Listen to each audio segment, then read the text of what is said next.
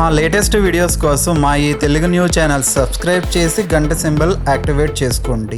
2025 జనవరి 10న ముక్కోటి ఏకాదశి. కోటి పుణ్యాలకు సాటి ఈ ముక్కోటి ఏకాదశి. ఏడాదిలో 12 నెలల్లో 11వది పుష్యమాసం. ఈ నెలలో పౌర్ణమికి ముందు వచ్చే శుక్లపక్ష ఏకాదశినే ఉత్తర ద్వార దర్శన ఏకాదశి, ముక్కోటి ఏకాదశి, వైకుంఠ ఏకాదశి అని పిలుస్తారు. ఈరోజు వైకుంఠ ద్వారాలు తెరుచుకుని శ్రీ మహావిష్ణువు మేలుకునే రోజు, అందుకే వైకుంఠ ఏకాదశి అనే పేరు. హైందవుల పండుగలన్నీ అయితే చాంద్రమానం ప్రకారమో లేక సౌరమానం ప్రకారమో జరుపుకుంటారు. కానీ ఈ రెండింటి కలయికతో ఆచరించే పండుగ ఒకే ఒక్కటి, అదే ముక్కోటి ఏకాదశి. సూర్యుడు ధనస్సు రాశిలో ప్రవేశించిన తర్వాత వచ్చే శుద్ధ ఏకాదశి రోజున ముక్కోటి ఏకాదశిని వైభవంగా జరుపుకుంటారు. ఈ పుణ్యతిథి రోజున ముక్కోటి దేవతలందరూ కూడా శ్రీ మహావిష్ణువును దర్శించుకుంటారని ఒక గాథ. అందుకే ఈ రోజుకు ముక్కోటి ఏకాదశి అన్న పేరు వచ్చిందట. ఇక ఈనాడే మధు కైటబులనే రాక్షసులకు శాప విమోచనం కలిగించి వారికి తన వైకుంఠ ద్వారం వద్ద దర్శనాన్ని అనుగ్రహించాడు విష్ణు భగవానుడు. అలాగే ఈ రోజున ఎవరైతే వైకుంఠ ద్వారాన్ని పోలిన ఉత్తర ద్వారాన్ని నిర్మించి స్వామిని దర్శించుకుంటారో వారికి మోక్షాన్ని ప్రసాదించమని వేడుకున్నారట వారిద్దరూ కూడా. అప్పటి నుంచి ఉత్తర ద్వారం గుండా శ్రీవారిని దర్శించుకునే ఆచారం మొదలైంది. ఈ ఏకాదశి నాడే వైకుంఠంలోని విష్ణుమూర్తి వారి అంతరంగిక ద్వారాలు తెరుచుకున్నాయి కాబట్టి దీనికి వైకుంఠ ఏకాదశి అన్న పేరు స్థిరపడిపోయింది. అయితే ఈ ముక్కోటి ఏకాదశి రోజు మీ పాపాలన్నీ కూడా తొలగిపోయి మీకు కోటి జన్మల పుణ్యం కలగాలి అంటే ఈ ఆకుపై దీపం పెట్టండి. ముక్కోటి ఏకాదశి రోజు ఈ ఆకుపై దీపం పెట్టడం వల్ల కోటి జన్మల పుణ్యంతో పాటు మీకు స్వామివారి అనుగ్రహం కలుగుతుంది. అంతేకాదు మీ ఇల్లు బంగారుమయమవుతుంది.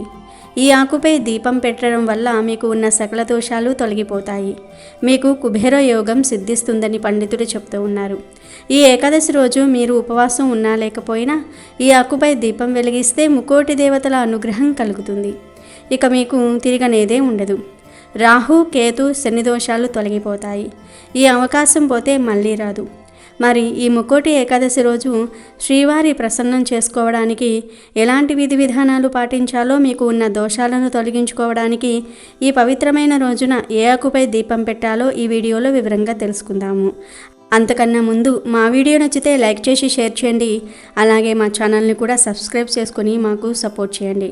ఇక వీడియోలోకి వస్తే, వైకుంఠ ఏకాదశి రోజున ప్రతి ఒక్కరూ బ్రహ్మ ముహూర్తంలో లేచి స్నానాదులు పూర్తి చేసుకోవాలి.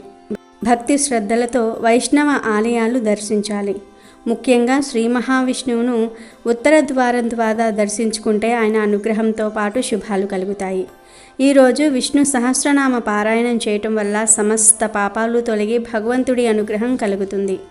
ఈరోజు ఉపవాసం ఉండి ఎవరైతే శ్రీ మహావిష్ణువును ఆరాధిస్తారో, ఉత్తర ద్వార దర్శనం చేసుకొని విష్ణు సహస్రనామ పారాయణం చేస్తారో వారికి దైవ అనుగ్రహం కలిగి మోక్షానికి మార్గం ఏర్పడుతుంది. ఏకాదశి అంతరార్థం ఏమిటి అంటే, ఏకాదశి అనగా 11. 5 కర్మేంద్రియాలు, 5 జ్ఞానేంద్రియాలు, మనసు కలిపి మొత్తం 11 అని. వీటిపై నియంత్రణ కలిగి ఉండి వ్రత దీక్ష కొనసాగించటమే ఏకాదశి అంతరార్థం. ఉపవాసం అంటే కేవలం ఆహారం తీసుకోకుండా ఉండటం కాదు. ఉపా ప్లస్ ఆవాసం అంటే ఎల్లవేళలా భగవంతుణ్ణి తలుచుకుంటూ దగ్గర ఉండటమే ఉపవాసం. ఏకాదశి వ్రతం నిష్టగా ఆచరించే వారికి జ్ఞానం కలుగుతుంది, భగవత్తత్వం బోధపడుతుంది. ముక్కోటి ఏకాదశి రోజు సత్యనారాయణ స్వామి వ్రతం ఆచరించినట్లయితే విశేషమైన ఫలితం ఉంటుంది. ఏకాదశి తిథి యమప్రీతి, ద్వాదశి తిథి విష్ణుప్రీతి అని శాస్త్రం. భగవద్గీతలో కృష్ణ పరమాత్ముడు వారములలో భానువారము, తిథులలో ఏకాదశి తిథి నేనే అని చెప్పాడు. భానువారం అనగా ఆదివారం తిథులలో ఏకాదశి తిథి నేనే అని చెప్పాడు. వైకుంఠ ఏకాదశి నాడు తప్పకుండా ఏకాదశి వ్రతాన్ని ఆచరిస్తారు. ఈ వ్రత విధానం ప్రకారం దశమి నాటి రాత్రి నుంచే ఉపవాసానికి ఉపక్రమించాలి. ఏకాదశి నాడు కేవలం తులసి తీర్థాన్ని మాత్రమే సేవిస్తూ ఆహారానికి దూరంగా ఉండాలి. ముఖ్యంగా ఏకాదశి నాడు బియ్యంలో మురాసురుడు నివసిస్తాడని చెప్తూ ఉంటారు. బియ్యంతో చేసిన ఆహారం పూర్తిగా నిషిద్ధం అని ఖరాఖండిగా చెప్పేందుకే ఈ మాట అని అంటారు. ఏకాదశి నాడు కేవలం ఉపవాసం ఉండటమే కాదు, ధ్యానంతోనూ జపతపాలతోనూ కాలం గడపమని సూచించారు పెద్దలు. ఇక ఆ రాత్రి కూడా భగవన్నామ స్మరణతో జాగరణ చేయాలి. ఆకలి రుచి ఎరుగదు, నిద్ర సుఖమెరుగదు అన్నారు కదా. ఆ ఆకలి నిద్రలు రెండింటినీ తట్టుకుని వాటిని అదుపులో ఉంచుకోవటమే ఏకాదశి వ్రత విశిష్టత. ఇక మరునాడు ద్వాదశి నాడు ఎవరికన్నా అన్నదానం చేసి ఆ తర్వాత ఉపవాసాన్ని విరమించాలి. వైకుంఠ ఏకాదశి నాడు వైష్ణవాలయాల్లో ప్రత్యేకంగా తెరిచి ఉండే వైకుంఠ ద్వారం గుండా స్వామివారిని దర్శించుకునేందుకు భక్తులు ఎదురు చూస్తూ ఉంటారు. కలియుగ వైకుంఠమైన తిరుమలలో కూడా ఈనాడు శ్రీవారి గర్భాలయాన్ని ఆనుకుని ఉన్న వైకుంఠ ప్రదక్షిణ మార్గం ద్వారా భక్తులు నడిచే భాగ్యం లభిస్తుంది. ఏకాదశి నాడు తిరుమలలో జరిగే మలయప్ప స్వామివారి ఊరేగింపు, ద్వాదశి నాడు స్వామివారి పుష్కరిణిలో జరిగే చక్ర స్నానాలను దర్శించిన భక్తులు పునీతులవుతారు. ఏకాదశి రోజున చేయకూడనివి 5 పనులు ఉన్నాయి. మీరు పొరపాటున కూడా ఈ 5 పనులు చేసినట్లయితే మీపై స్వామివారికి కోపం వస్తుంది, జన్మ జన్మల పాపాన్ని మూటకట్టుకున్నవారు అవుతారు. అందులో మొదటిది, ఏకాదశి రోజున పరమ పవిత్రంగా ఉండాలి. నేడు మీరు ఉపవాసం చేయాలని సంకల్పించుకున్నట్లయితే ఎట్టి పరిస్థితుల్లోనూ కూడా భోజనం చేయకూడదు. అదేవిధంగా పండ్లు ఫలాలు కూడా తీసుకోకూడదు. కేవలం తులసి తీర్థం మాత్రమే సేవించవచ్చు. ఏకాదశి రోజున మీరు వ్రతం ఆచరించాలి అనుకున్నట్లయితే పరిశుద్ధమైన మనోభావంతో ఉండాల్సి ఉంటుంది. ఎలాంటి ఆందోళనలు మనసులో పెట్టుకోకూడదు. ఎవరి పట్ల కూడా హాని కలిగించాలని ఆలోచన చేయకూడదు. మనసులో శ్రీ మహావిష్ణువును ధ్యానిస్తూ ఓం నమో నారాయణాయ అని జపిస్తూ ఉండాలి. ఈరోజు మద్యపానం, మాంసాహారం వంటి వాటి జోలికి వెళ్ళకూడదు.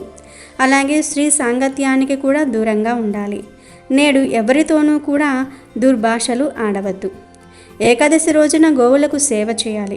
ఒకవేళ గోవు మీ ఇంటి ముందు కనిపిస్తే దానిని తరిమి వేయకుండా అన్నం లేదా నీటిని లేదా ఏదైనా ఇతర ఆహార పదార్థం పెట్టాలి. గోవుకు ఎలాంటి హాని కలిగించరాదు. చివరిగా 5వది, ఏకాదశి రోజున ఎట్టి పరిస్థితుల్లోనూ కూడా అసత్యం ఆడకూడదు. అలాగే పేదవారికి వస్త్రదానము, బ్రాహ్మణుడికి గోదానము, అపన్నులకు అనగా పేదవారికి అన్నదానము చేయవచ్చు. ఇక సంవత్సరానికి ఒక్కసారి వచ్చే ఈ ముక్కోటి ఏకాదశి రోజు మీరు ఏం చేసినా చేయకపోయినా ఈ ఆకుపై దీపం వెలిగించండి చాలు, మీకు సకల శుభాలు కలుగుతాయి. మరి అది ఏ ఆకు అంటే రావి ఆకు. రావి ఆకుపై ఇంకో వస్తువు వేసి దీపం వెలిగించాలి. ముందుగా ఈ ఏకాదశి రోజు మీరు విష్ణువును నిష్టగా ఆరాధించండి. ఆ తర్వాత మీకు దగ్గరలో ఉండే రావి చెట్టు దగ్గరకు వెళ్ళండి. గుడిలోని రావి చెట్టు మొదట్లో రాలిపడిన ఒక మంచి ఆకును ఇంటికి తెచ్చుకోండి. మీరు ఈ దీపాన్ని గుడిలో అయినా సరే వెలిగించుకోవచ్చు, ఇంటి దగ్గర అయినా సరే వెలిగించుకోవచ్చు. ముందుగా మీరు తీసుకున్న ఆకును నీటితో కడిగి పూజ గదిలో పెట్టుకోండి. ఇప్పుడు ఆ ఆకుపై కొంచెం గల్లులుప్పు వేయండి. ఆ ఆకుపై పసుపు కుంకుమ వేయండి. ఇప్పుడు ఒక ప్రమిద తీసుకోండి. ఈ దీపం మట్టి ప్రమిదలోనే వెలిగించాలి. ఒక మట్టి ప్రమిదను తీసుకొని దానిని శుభ్రం చేసి అందులో ఆవు నెయ్యిని కానీ నువ్వుల నూనెను కానీ పోయండి. ఇప్పుడు అందులో 2 వత్తులు విడివిడిగా వేయండి. ఆ ప్రమిదను రావి ఆకుపై వేసిన ఉప్పుపై పెట్టండి. ఏకవత్తితో దీపాన్ని వెలిగించి నమస్కారం చేసుకోండి. ఇలా దీపం వెలిగించాక ఒక యాలుక్కాయను ఆ దీపంలో వేయండి. తర్వాత ప్రమిదకు రావి ఆకుకు బొట్లు పెట్టి పువ్వులను సమర్పించండి. ఏకాదశి రోజు ఇలా ఆకుపై ఉప్పు వేసి దీపం పెట్టడం వల్ల మీకు ఉన్న దోషాలన్నీ కూడా పోతాయి. దీపంలో యాలుక్కాయ వేయటం వల్ల మీ ఆర్థిక సమస్యలు పరిష్కారం అవుతాయి. యాలుక్కాయను ప్రమిదలో వేస్తే మీరు ఆర్థిక పరంగా ఎదుర్కొంటున్న సమస్యల నుండి త్వరగా బయటపడగలుగుతారు. ఉప్పు మీకు ఉన్న వివిధ రకాల సమస్యలను దూరం చేస్తుంది. ఉప్పు నెగిటివ్ ఎనర్జీని తొలగించేస్తుంది. ఉప్పుపై దీపం పెడితే నరఘోష వంటి ప్రభావాలు తొలగిపోతాయి. మీరు పడుతున్న కష్టాల నుండి బయటపడగలుగుతారు. ఇంకా రావి ఆకుపై దీపం వెలిగిస్తే వాస్తు గ్రహదోషాలు అనేవి తొలగిపోతాయి. రావి ఆకుపై దీపం వెలిగిస్తే ఆరోగ్య సమస్యలు కూడా తొలగిపోతాయి. రావి ఆకు ఉప్పుపై దీపం వెలిగిస్తే మీరు పడుతున్న బాధలు తొలగిపోతాయి. మీ మనసు ప్రశాంతంగా మారుతుంది. ఉద్యోగ వ్యాపార సమస్యలు అనేవి ఉండవు. ఏకాదశి రోజు ఈ విధంగా దీపం వెలిగిస్తే మీ జీవితం మారిపోతుంది. ఇక మీకు తిరగనేదే ఉండదు. మనలో చాలామంది ఆర్థిక పరంగా ఆరోగ్యపరంగా సమస్యలు ఎదుర్కొంటున్నారు. వీటితో పాటు కుటుంబ సమస్యలు, బంధుమిత్రులతో మాట పట్టింపుల వల్ల సమస్యలను ఎదుర్కొంటున్నారు. మీరు ఎంత పెద్ద సమస్య ఎదుర్కొంటున్నా ఈ ఏకాదశి రోజు మర్చిపోకుండా ఈ ఆకుపై దీపం వెలిగించండి. మీ జీవితాన్ని మార్చుకోండి. ఈ దీపం ఎవరైనా వెలిగించవచ్చు. ఆడవారు, మగవారు అనే తేడా ఏమీ లేకుండా, చిన్న పెద్ద అనే తేడా ఏమీ లేకుండా అందరూ కూడా వెలిగించుకోవచ్చు. ఈ దీపం వెలిగిస్తే మీ గ్రహస్థితి కూడా మారి అదృష్టం పట్టే అవకాశాలు కూడా ఉన్నాయి. మరి ప్రతి ఒక్కరూ కూడా ఈ ముక్కోటి ఏకాదశి రోజు ఇప్పుడు మనం చెప్పుకున్న విధంగా దీపం వెలిగించి సకల శుభాలను పొందండి. అలాగే స్వామివారిని నియమనిష్టలతో ఆరాధించి స్వామివారి అనుగ్రహాన్ని పొంది సిరి సంపదలకు లోటు లేకుండా జీవించండి. ఇప్పుడు మనం చెప్పుకున్న ఈ దీపాన్ని గుడిలో అయినా సరే ఇదే పద్ధతిలో వెలిగించుకోవచ్చు. ఇంట్లో అయినా సరే ఇదే పద్ధతిలో వెలిగించుకోవాలి. ఇలా వెలిగిస్తే ఆ లక్ష్మీనారాయణుల అనుగ్రహం మీకు ఎల్లవేళలా కలుగుతుంది. ఇది అతిపెద్ద ఏకాదశి. అయితే ముక్కోటి ఏకాదశి లోపు లేదా ముక్కోటి ఏకాదశి రోజున మందార ఆకుతో ఒక పరిహారం చేస్తే చాలు, భూములు, స్థలాలు కొంటూనే ఉంటారు. ఇళ్ళ స్థలాలను కూడా కొనుక్కోగలుగుతారు. మందార ఆకుతో ఇలా చేసుకోవటం వలన మీరు కోరుకున్నది కొనుక్కోగలుగుతారు. మందార ఆకు అనేది చాలా అద్భుతమైన ఆకు, పరమ పవిత్రమైన ఆకు. మందార ఆకులో లక్ష్మీదేవి, భూదేవి ఉంటారు. అందుకే మందార ఆకుతో పరిహారం చేసుకుంటే వారి అనుగ్రహం కలిగి భూములు కొనుక్కునే యోగాలను పొందుతారు. కాబట్టి ముక్కోటి ఏకాదశి రోజు లేదా ముక్కోటి ఏకాదశి లోపు మందార ఆకుతో ఈ పరిహారం చేసుకోండి. భూములు, స్థలాలు, ఇల్లు కొనుక్కునే యోగాలను పొందండి. మరి ఇంతకీ ముక్కోటి ఏకాదశి రోజు మందార ఆకుతో ఏం చేయాలి అనే విషయాన్ని ఇప్పుడు మనం ఈ వీడియోలో వివరంగా తెలుసుకుందాము. చాలామంది ఇంటిని లేదా ఇళ్ల స్థలాలను లేదా భూములను లేదా పొలాలను కొనాలి అని అనుకుంటూ ఉంటారు. కానీ ఎంత ప్రయత్నించినా కొనలేరు. కొంతమంది దగ్గర చేతిలో డబ్బులు ఉన్నా ఇల్లు, భూములు కొనలేరు. ఏదో ఒక ఆటంకం వచ్చి కొనకుండా ఆగిపోతారు. మరి కొంతమంది దగ్గర ధనం ఉండదు. సరిపడా ధనం లేక ఇల్లు, భూములు కొనలేక బాధపడిపోతూ ఉంటారు. ఎప్పుడూ కిరాయి ఇళ్లల్లో ఉంటూ ఎన్నో ఇబ్బందులను ఎదుర్కొంటూ ఉంటారు. మేము ఎప్పుడు ఇల్లు కట్టుకుంటామో లేదా ఇల్లు కొనుక్కుంటామో అని ఎదురు చూస్తూ ఉంటారు. మనిషి అన్నాక అందరికీ కోరికలు ఉంటాయి. సొంత ఇల్లు కొనుక్కోవాలని లేదా కట్టుకోవాలని అందరూ కోరుకుంటూ ఉంటారు. లేదా భూములు కొనుక్కొని ఆ భూమి మీద ఇల్లు కట్టుకోవాలని కోరుకుంటూ ఉంటారు. కానీ భూములు కొనుక్కోలేక, ఇల్లు కొనుక్కోలేక ఎంతో బాధపడుతూ ఉంటారు. అలాగే కొంతమంది రైతులు పొలాలు కొనాలని అనుకుంటూ ఉంటారు. కానీ ఎంత కష్టపడినా పొలాలు కొనలేరు. ఆ భూములు, జాగాలు, ఇల్లు, ఇళ్ల స్థలాలు, పొలాలు కొనాలని కోరుకునే వారందరూ కూడా ఈ ఏకాదశి రోజు మందార ఆకుతో ఈ పరిహారం చేసి చూడండి. ఖచ్చితమైన ఫలితాలు వస్తాయి.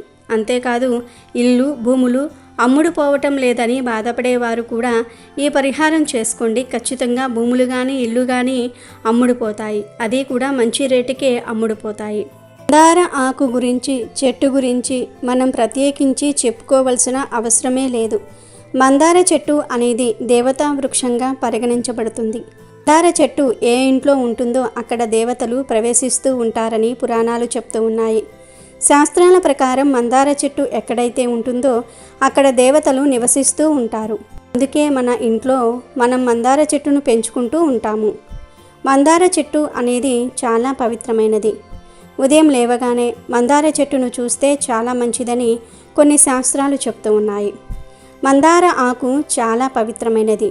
ప్రకృతి అనుగ్రహం సంపూర్ణంగా దానికి లభిస్తుంది. మనం చిన్న మందార కొమ్మను తెచ్చి పాతితే అదే మందార చెట్టుగా చక్కగా అంటే ఎదిగిపోతుంది. ఇంకా అందరూ ఈ మందార ఆకు పరిహారం చేసుకోండి. ఈ మందార ఆకు పరిహారం అనేది ఖచ్చితంగా మంచి ఫలితాలను తెచ్చిపెడుతుంది. మందార ఆకు ప్రకృతిలోనిది. ఈ ఆకు బెస్ట్ ఆకుగా పరిగణించబడుతుంది. కాబట్టి మందార ఆకు చాలా వరకు కూడా పవిత్రతను కలిగి ఉంటుంది. మన జీవితంలో ఉండే సగానికి సగం దరిద్రాలు తీసుకోవాలనుకున్నా మనకు అన్ని విధాలుగా కూడా బాగా కలిసి వచ్చి మన జీవితం మారిపోవాలన్నా సరే ఈ ఆకు పరిహారం తప్పక ఏకాదశి రోజు ఆచరించాలి. ఈ పరిహారం మనకు సిద్ధశాస్త్రంలో చెప్పబడ్డ పరిహారం. ఇది అత్యంత శక్తివంతమైన పరిహారం. ఈ పరిహారం ద్వారా మంచి మేలు చేకూరుతుంది. ముందుగా ఈ ముక్కోటి ఏకాదశి రోజు మీకు దగ్గరలో ఉన్న మందార చెట్టు దగ్గరకు వెళ్ళేసి మందార చెట్టును తాకండి. తాకి మనసులోని సంకల్పం చెప్పుకోండి. మా అవసరం కోసం మేము ఈ ఆకు తీసుకువెళ్తూ ఉన్నాము. ఈ ఆకు వల్ల మాకు మంచి జరగాలి, మా పరిహారం సిద్ధించాలి అని సంకల్పం చెప్పుకొని మందార ఆకును తెచ్చుకోండి. అలా తెచ్చేసుకున్న తర్వాత ఆకును క్లీన్ చేసుకోండి. ఈరోజు ఇంట్లో వెంకటేశ్వర స్వామిని కానీ లేదా విష్ణుమూర్తిని కానీ లేదా మీ ఇష్టదైవాన్ని కానీ పూజించుకున్న తర్వాత సింపుల్గా దీపారాధన చేసేసుకున్న తర్వాత ఈ మందార ఆకు పరిహారం చేసుకోవాలి. ఒకే ఒక్క మందార ఆకును తీసుకొని ఈ ఆకును దేవుడి ఫోటో ముందు పెట్టి ఆ ఆకు మీద ఎర్రపప్పు వేయండి. దీనినే మైసూర్ పప్పు అని కూడా అంటారు. ఈ పప్పును మందార ఆకు పైన 1 స్పూన్ పోసేయండి. ఆ తర్వాత అందులో కొంచెం బెల్లాన్ని పెట్టండి, అంటే చిన్న బెల్లం ముక్క పెట్టండి. ఆకు మీద పట్టినంత బెల్లాన్ని పెట్టండి. బెల్లము ఎర్రపప్పు ఈ రెండూ కలిసి కొన్ని గ్రహస్థితులను మెరుగుపరుస్తాయి. మన జీవితం కొన్నిసార్లు అంధకారంగా మారిపోతుంది. కొన్నిసార్లు మనం ఇబ్బందులను ఎదుర్కొంటూ ఉంటాము. కొనాలి అనుకున్నది కొనలేక జీవితంలో సుఖం మిగిలిపోతుంది. జీవితం నరకం కంటే కూడా హీనంగా మారిపోతూ ఉంటుంది. మనం కోరుకున్నది కొనుక్కోలేక మనం అనుకున్నది జరగక ఎంతో బాధపడుతూ ఉంటాము. చాలామందికి ఇల్లు భూములు కొనుక్కోవాలని ఉంటుంది. ఎందుకంటే ఇల్లులు కానీ భూములు కానీ లేకపోతే అందరూ ఎంతో చులకనగా చూస్తారు. మీకు సొంత ఇల్లు లేదా కనీసం స్థలమైనా లేదా అని అవమానిస్తూ ఉంటారు. బంధువులు కూడా చాలా చులకనగా చూస్తూ ఉంటారు. అందుకే అందరూ భూములు ఇల్లు కొనుక్కోవాలని అనుకుంటూ ఉంటారు. మరి అలా భూములు ఇళ్ల స్థలాలు కొనుక్కోవాలంటే తప్పక ఈ పరిహారం చేయండి. మందార ఆకు మీద ఎర్రపప్పును చిన్న బెల్లం ముక్కను పెట్టండి. దేవుడి ముందు వెంకటేశ్వర స్వామి ఫోటో ముందు పెట్టండి. ఎందుకంటే ఎర్రపప్పుకు మన కోరికలను తీర్చే శక్తి ఉంది. దరిద్రాన్ని తరిమి ధనాన్ని ఆకర్షిస్తుంది. ఎర్రపప్పు అలాగే బెల్లం భూమికి సంబంధించినది. బెల్లంతో పరిహారాలు చేస్తే గ్రహాలు అనుగ్రహించి భూములు కొనుక్కునే యోగాలు వస్తాయి కనుక ఈ రెండింటిని మందార ఆకు మీద వేయండి. ఆ తర్వాత దేవుడికి మీ కోరికను చెప్పుకోండి. దేవుడా, మేము భూములు ఇళ్ల స్థలాలు కొనుక్కునే యోగ్యతను ఇవ్వు దేవుడా. మేము కూడా స్థలాలు కొనుక్కొని ఇల్లు కట్టుకొని అందరిలాగా ఆనందంగా జీవించేలాగా చూడు దేవుడా అని సంకల్పం చెప్పుకోండి. మందార ఆకును ఇక కదపకుండా అక్కడే వదిలివేయండి. 24 గంటల పాటు అక్కడే వదిలివేయండి. 24 గంటల తర్వాత ఈ మందార ఆకును తీసేసి దానిలోని పప్పును బెల్లాన్ని మందార ఆకుతో సహా గోమాతకు పెట్టివేయండి. గోవుకు పెట్టడం వలన సకల దేవతల అనుగ్రహం కలిగి మీ కోరిక ఖచ్చితంగా నెరవేరుతుంది. గ్రహాలు అనుకూలంగా మారిపోతాయి. భూములు స్థలాలు ఇళ్ళు పొలాలు కొనుక్కునే యోగాలు వస్తాయి. ఒకవేళ మీకు దగ్గరలో గోమాత లేకపోతే పప్పును బెల్లాన్ని పక్షులకు లేదా కాకులకు వేసేయండి. మందార ఆకును నీటిలో వదిలిపెట్టేయండి. ఈ ఏకాదశి రోజు నమ్మకంగా ఈ పరిహారం చేసుకోండి. ఖచ్చితమైన ఫలితాలు వస్తాయి. త్వరలోనే అంటే 2 లేదా 3 నెలల్లోనే మీరు ఫలితాలను స్వయంగా అనుభవిస్తారు. అంటే కావలసిన ధనం సమకూరి ఎటువంటి ఆటంకాలు లేకుండా భూములు ఇల్లు బంగ్లాలు కొనుక్కోగలుగుతారు.